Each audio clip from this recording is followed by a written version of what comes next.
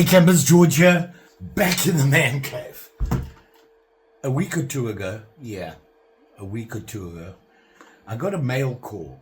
It's kind of special and I talked about it before. And I want to share that with you.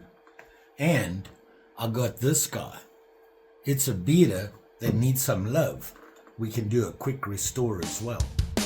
Let's check it out.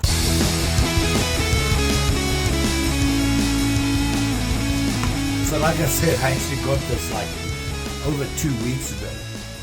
The guy had sent me an email and asked if I would do a restore for him. A kind of odd one. It's not that I don't like doing this sort of stuff. If I do it, then everybody's gonna want it. And I really don't want that. And I kind of explained that. And he shipped it anyway. And it arrived and I got it and looked and I thought, that's a pretty cool project. And then everything went downhill from there with the computer, all sorts of things going on, and other stuff came up. But I wanted to share this with you, and we're going to have a look at this project. And then we'll do a quick restore on that knife. It says, Dear George, I follow you, the Knife Doctor and Southern Knife Hobbyist, on YouTube. I really like the stuff he does on the Southern Knife Hobbyist. The guy is very knowledgeable, really good at what he does. And of course, we all know Kevin. And then he says here, I refurbish and mod old Victorinox and Wenger knives. I've always wanted a two-blade Barlow to include a clip and a razor blade. That's the catch. And I thought, you know what, that would be interesting. However, my modding skills on old Barlows is lacking, to say the least. Would you take on my dream knife? I've included a few 70s bokers. Dream would include a 2CG knife slip to show off to all my friends. I offer a few treasured sacks and a queen to serve you well. Yeah, all the best, Matt. On the back here it says, P.S. My wife Laura and son Isaac want to say hello as well. Watch your video with me. And it's from Matt Strunk, and he is out of, I don't know how to pronounce the name. It's this name here in Texas. So, yeah, he bribed me. But the thing that got me was what he wanted. And I thought that's really unusual. And then, of course, the knives he sent to get it done. So I have them here. I put them in they were actually very well packaged. In this box here with little slots and everything. It was very cool.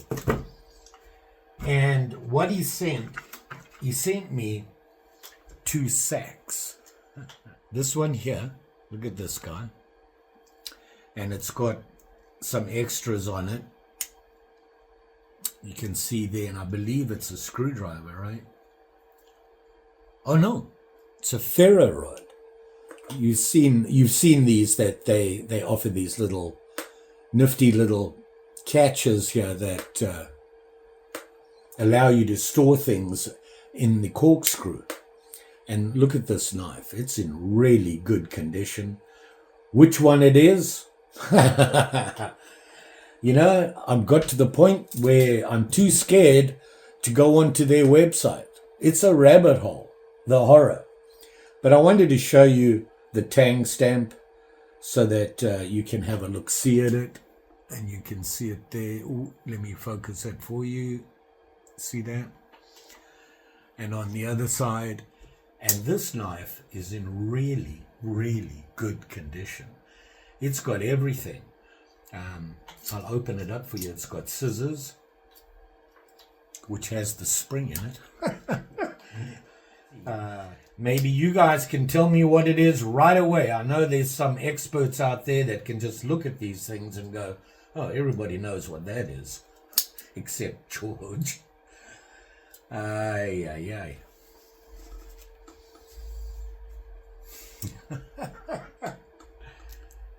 I'm always telling you to be safe when playing with sharp and shinies. I was so excited about that knife.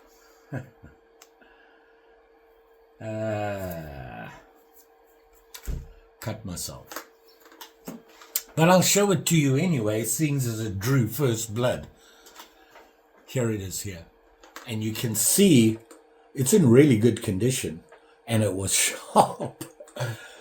Now, I'm kind of surprised because I've never owned a Victorinox that has this blade on it. And that's the one that cut me. You got this blade, which if you look carefully, is serrated. Let me show you. You got scissors, you got your screwdriver, your bottle opener, your wire stripper, your file, the saw, this guy, which I'm trying to think of the correct name for it. This blade here, which is serrated, and you got your can opener and small flat screwdriver. You've got your awl and your corkscrew. A little distracted, a little nervous right now. So you can see it's got a bunch of tools. It's got 1, 2, 3, 4, 5, 6, 7, 8, 9 plus. So there you have it there. If you know what it is, in the comments below. So very nice. This is one of the knives he sent me. Now I'm going to put it all away before I cut myself again. You know, there you have it there. Beautiful knife. Now, if you remember, if you saw the video where Keith and I went to a gun show, he found, I want to say 2. I thought he got 2. I'm not sure. Remember this? They bucks. See that? And they're very cool. Very cool. These are obviously made for buck. And I got to tell you that I was really impressed with them. I thought they were very cool.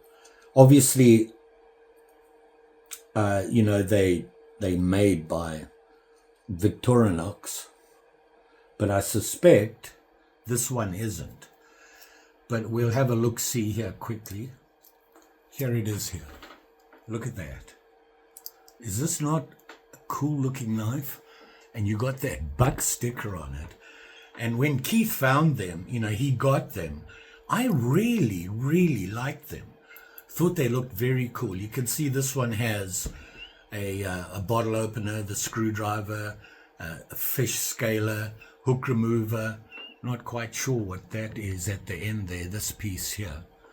And you have a little, something unusual that you don't normally see on one of these is clips. See that? Small clip, can opener, big clip, main blade, and you've got your Phillips and an awl. Very cool knife, very cool. I said that I thought it would be Victorinox. Well, turns out he said he does Wenger. Well, here you go. Look at this. See it? Whoops. Can you see that? It says Wenger on it. Here it is here. Very cool and unusual because I hadn't seen these bucks. And when we were at that gun show, it was the first time I ever saw them. I liked them right away. And Keith snapped them up as soon as he saw them, and he showed me them. And I was like, wow. And he goes, and look what I got. See, bribery gets you everywhere. And it gets better. Fish knife. For some reason, it's the season. It's summer. It's fishing season. Everybody's bringing out their fish knives. And look at this guy. And it's a 2-tool. You've got your fishing tool with the hook remover and the scaler. And then this big sweeping clip on it. And the cool thing is, it's a queen. Number 46, Queen Steel. But look at this. Now, something unusual. Look at that hole there. See that? And I was wondering, what could that be for? And because I thought, oh, it had a bail, but there isn't one on the other side. Then I thought, you know what?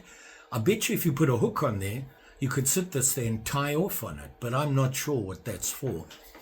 And it has this here. Now, it's like sandpaper. Diamond. It's a hook sharpener. Is that not cool? Is that not cool? It's a queen. And it's huge. And it's in really good condition. Look at that. So I have another queen for my collection, which groweth. And of course my fishing knives, they sprouting like new grass in spring in Minnesota. Even the handle is very cool. You don't see this a lot on fishermen. Very well made, and it's a queen. Now the knives that he sent that he would like to change are 2 Barlows. Okay, and they both Boca Tree brand Barlows. Here's the first one. You see this guy here? Is that not a cool looking Barlow? Look at that. Is that not cool? Very good condition. Nothing wrong with him. This one has the number 493 on it. See there? And that's the big clip. Ooh. The snap on these is really nice. And then you got the pen blades. So look at that. Really, really good condition. I have not a lot of experience in this type bolster. It's actually a solid bolster, which means there's a pin underneath it, and it's probably got a little piece out here where the handle goes on just to hold it in. And then you've got this part of the handle. But man, really nice Barlows. I'm a little nervous about working on these. They're in very good condition. And here's the other one. Here it is here. Now this one's obviously older, a little bit more beat up, worse for wear. But it's different. Yeah. Why? Look at the main blade. No, it's not broken. It's a razor blade. Look at that. See that? Is that not unusual? And this is a 495 as well. And you can see the razor. Very cool. Never seen one like this. And it's a Boca Tree brand. You can see there, this one, like I said, a little bit more worse for wear. But look at them. Great, aren't they? And now what he wants to do is to have a Barlow with 2 main blades, one being a clip and one being a razor, just like that. Now, I wasn't sure which one, but I think this is in way better condition. We can clean this razor up as best as we can to get it in almost as close as we can to look like the clip. Sorry, this is a 493 and this is a 495.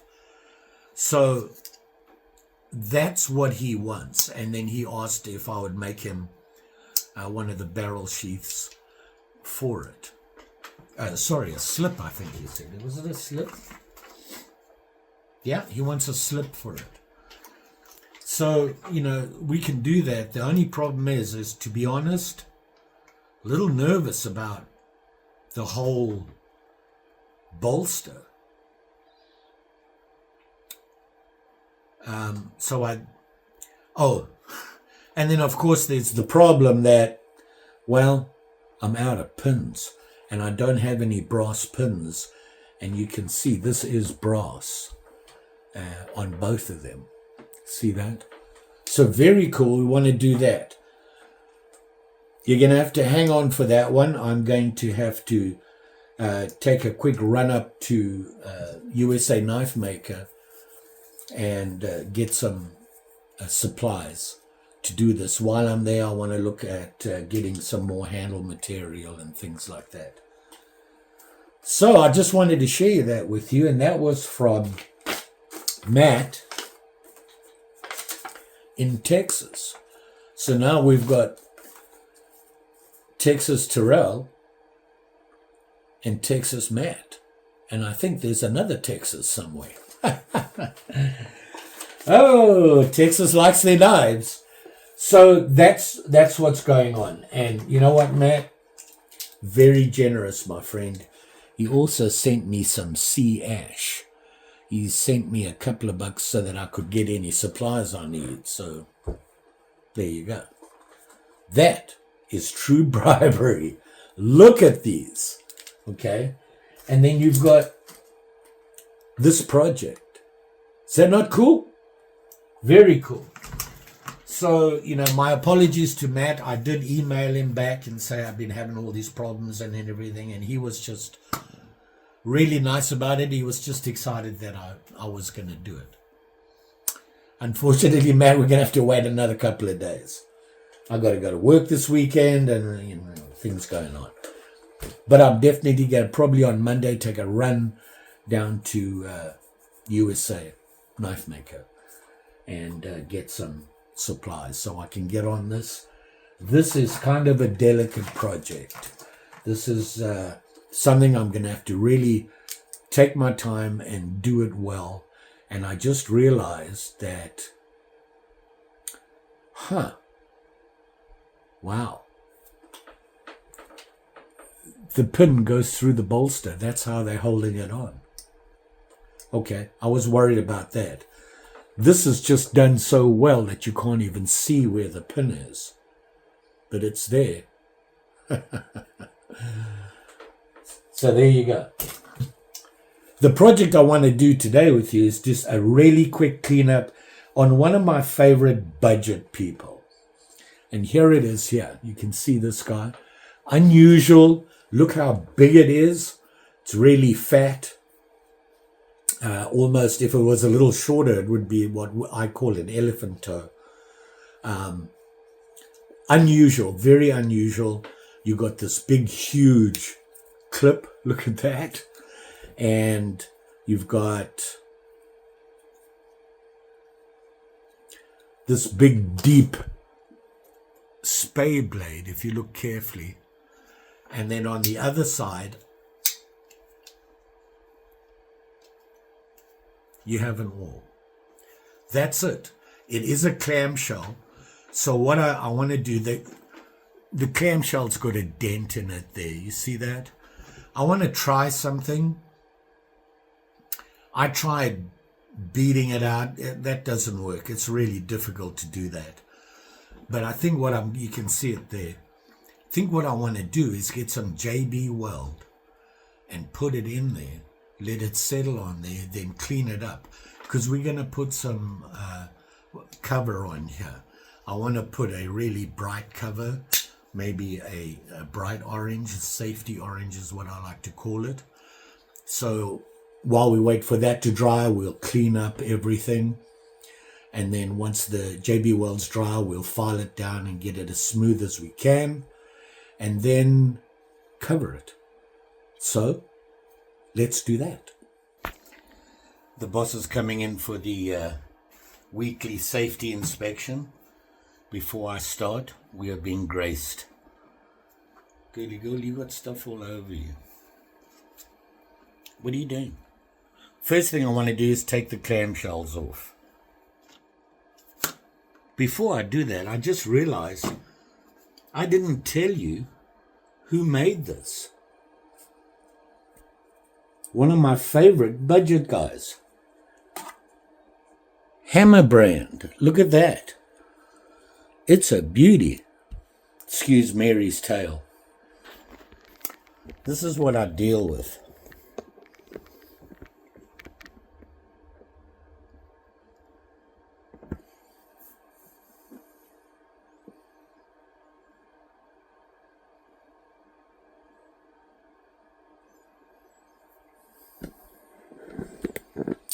That's a first. take these clamshells off without breaking them, of course. Okay. Oh, it had that cracked ice on before. You see that? And here you can see the dent in it there. So we're ready to give this guy a clean. I'm going to dip him to get this really bad stuff off and the inside cleaned up. So while we're dipping that and getting that sorted out, I'm going to put some JB Weld on there.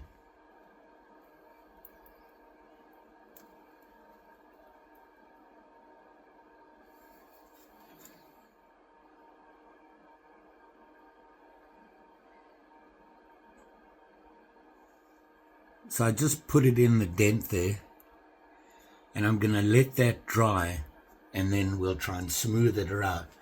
Hopefully get rid of the obvious dent in there. Evaporist.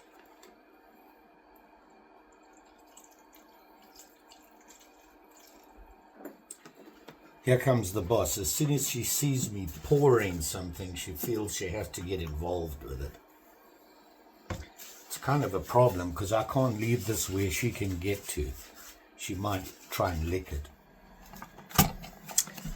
Okay. I unsoaked it, washed it all off, gave it a rub down using this stuff just to get the rough stuff off.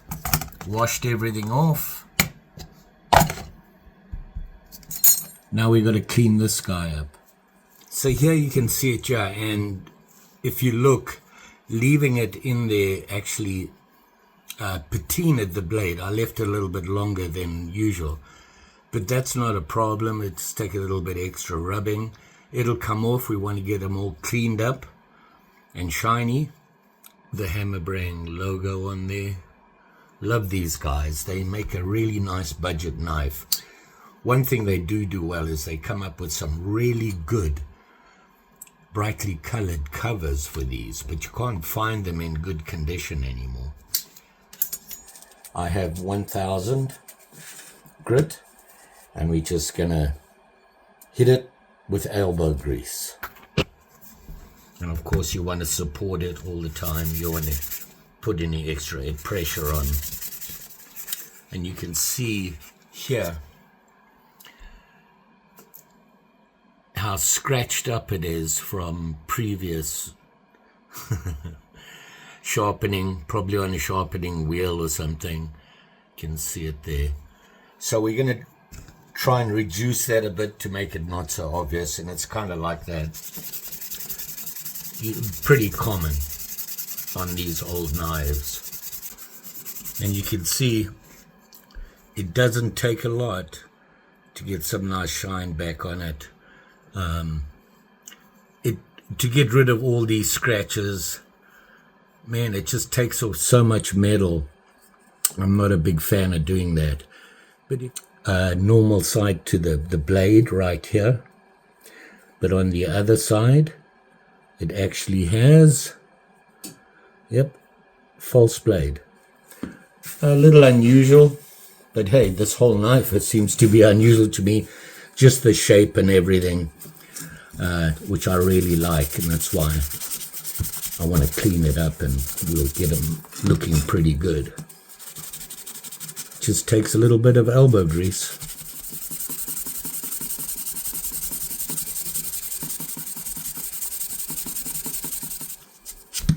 Now I know a lot of you are, wondering why I got the Dremels and that.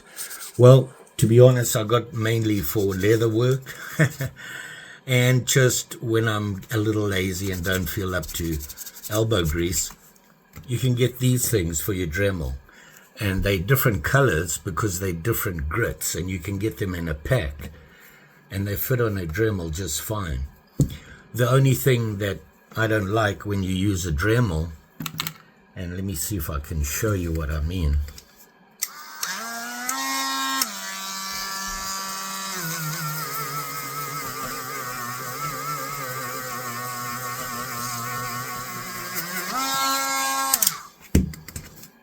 I don't know if you can see it, but if you're not consistent with them, going the same way every time, you'll get hot spots. Well, that's what I call them, shinier than others.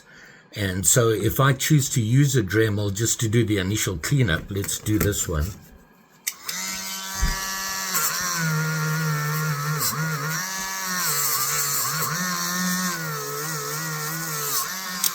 And you can see I went consistently the same way. I then hit it quickly with 1000, which gets rid of those hot spots.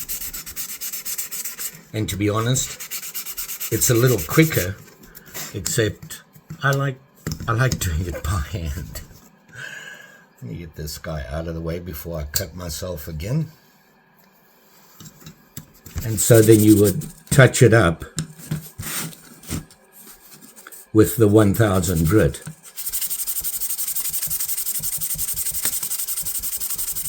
And then it basically looks the same thing as spending a bit of extra time with the 1000 grit. Like I said, the trick is, don't be doing this, because it really shows up obvious on your blade. That's why you clean it up with this afterwards.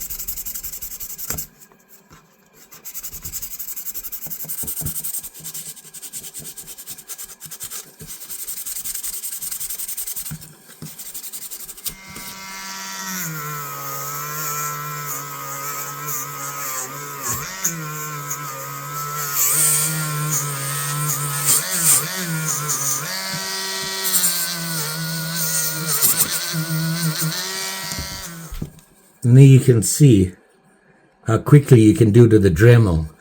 But if you look carefully and you don't pay attention, you can actually see where I changed direction right there. See that? I don't know if you can see it on there, but that's why that 1000 by hand always cleans that stuff up. It does work. It saves you a lot of time. And if your things you've got to be careful of overheating, especially when you're using the Dremel. Use it at a rated speed, a higher rated speed, because for some reason when you do it slower, it gets hotter quicker.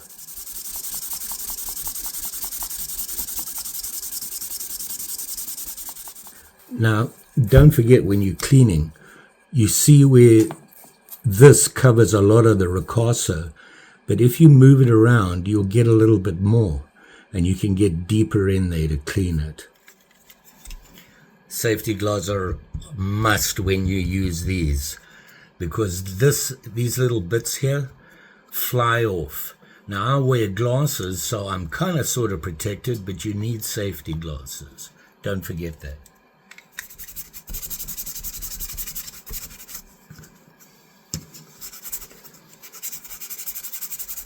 The easy ones, because there's no liners in between, anything like that, so you can get this stuff in there and give it a good rub on both sides at the same time.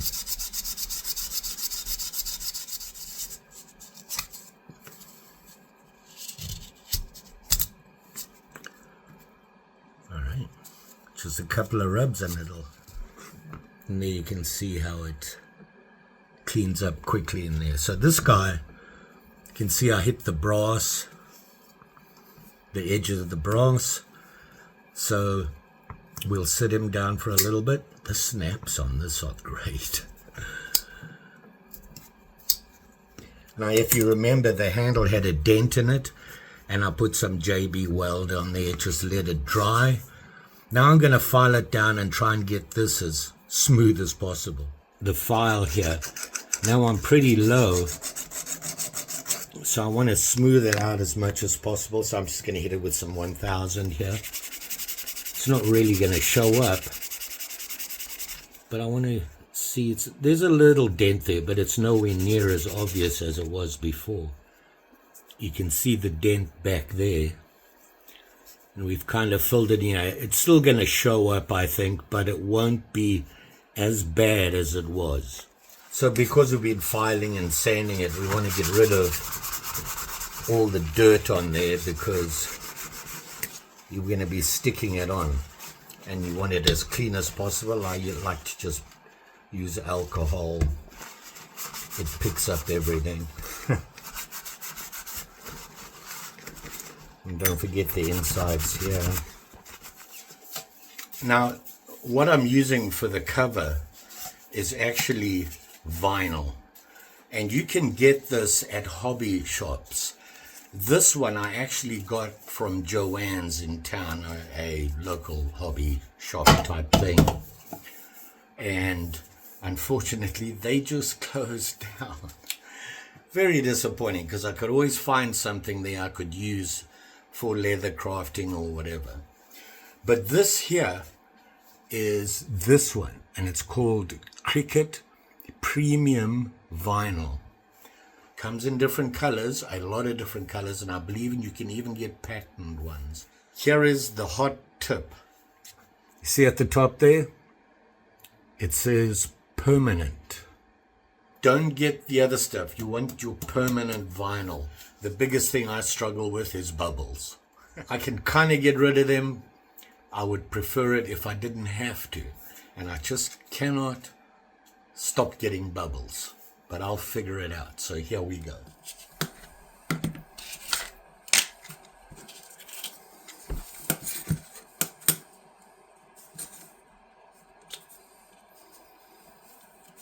And before I forget, the other thing I have is a heat gun. Now, you don't need anything fancy. You don't need high heat or anything like that. You literally warm it up and it gets soft and it starts to shrink. So you put it on and heat it up and it'll shrink tightly onto whatever you're covering. Just keep that in mind that it does shrink. And I'm using this one, which is Chandler Tool Ultimate Heat Gun. Very basic gun, 2 heat levels. It was inexpensive. I got it on Amazon.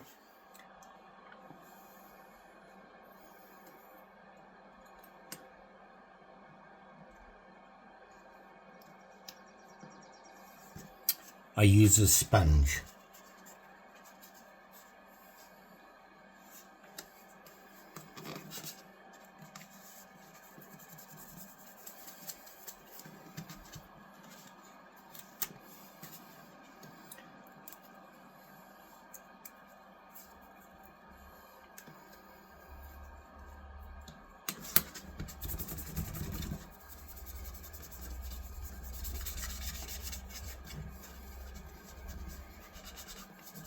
You can see it here.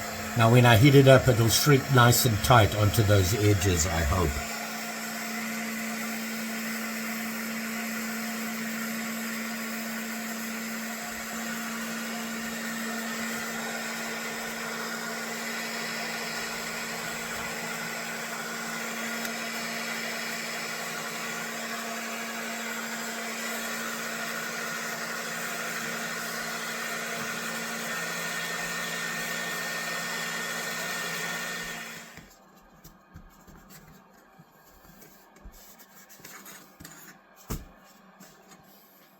And there you can see there. Now I'm just going to let it sit for a little bit, and then, and then I'll trim it up.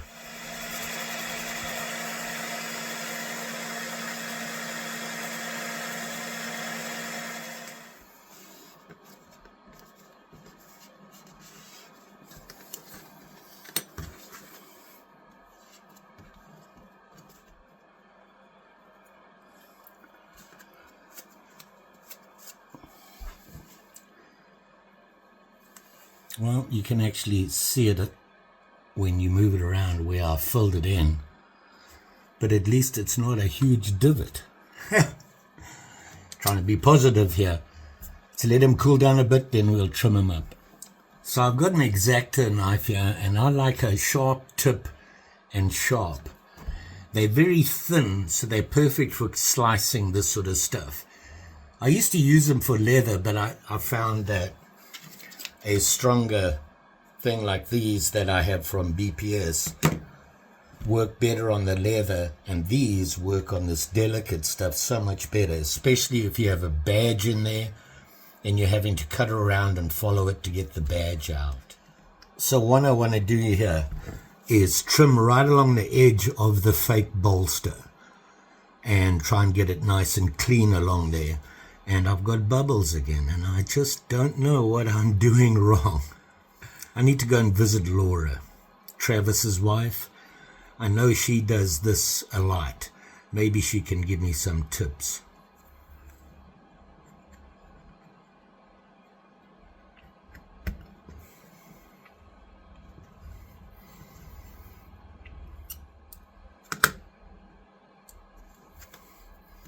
That right along the bolster edge. Now, you can always warm it up and rub it to try and get rid of any crinkle. It sometimes works.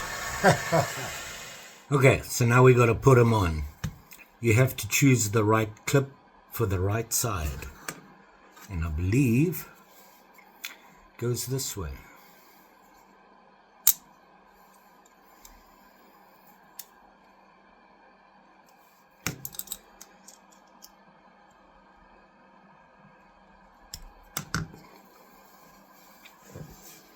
And there you are there.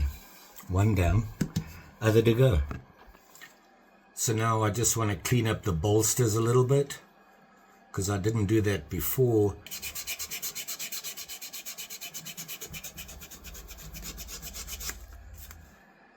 So there, that looks a little better.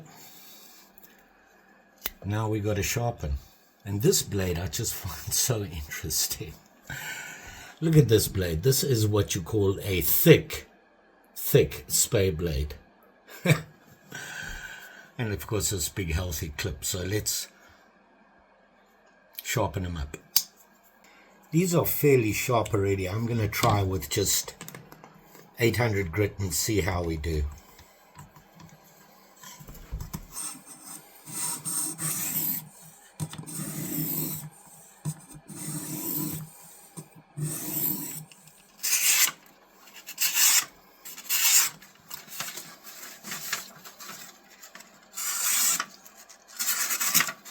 Oops. So there you go, all sharp and shiny now, and with a new handle on it. You can see it here now. What I was talking about is you can see these little bubbles. I really struggle with that, and if you look carefully you can see where I filled the divot. It looks okay from the side, but if you look at it like that you can see it, but it's better than that huge dent it had in it. And this vinyl, like the color, I'm not sure what it's called. I just call it safety yellow. Anyway, I really like this color, and it works out well. You can see the blades cleaned up nicely, and it's got really excellent snap on it. You can hear it snap in, and it got all sharp and shiny. So very exciting. We have another camper, and of course this one from one of my favorite budget brands, Hammer brand. See it right there. Very nice. This is how old it is, according to the tang stamp. But it turned out pretty good. I like this. And of course, it's an unusual camper. It's kind of, I want to say, almost stubby. And I really like this idea. This blade is huge, and so is the spay. You see how deep this spay is, and it has that weird tip, you know, the flattened off tip. So very happy about this one. You go into my camper collection. Whoot. That groweth like my fishermen do. And speaking of fishermen, thank you, my friend Matt from the great state of Texas. Sent me this stuff and asked me if I could just do his little Barlow fantasy knife he wants. And I promise, Matt, I'll get on it as soon as I can. So apologize for the delay there, Matt. Appreciate your patience. You all be safe out there. Especially when you sharpen up these guys and you're not paying attention. Love 'em campers, fishermen, ballers. Can't get away from them. And don't forget, like, share, subscribe. You know the story. Pretty sure I'll be back. we got lots of this sort of stuff to do, and I need to get back into making sheaths again and slips. The problem, obviously, that I came up with is storing them. I got some bags that I can slip them into. I don't know if you saw that. I'm going to get some more and start going by type of knife, because I'm getting more of that particular stuff versus different manufacturers. Leather, and of course when you have a sheath and that, you can't put it in those bags. So now I've got to find something to keep my sheaths separate. Or, we could do a giveaway. If you've got a knife that fits, you might want to get in on those. So what I'll do is I'll go through my sheaths and I'll show you, give you the dimensions and everything and what it was made for. If you have something similar, we might just give them away. Just saying. Thanks for watching. Always appreciated. We'll see you again soon.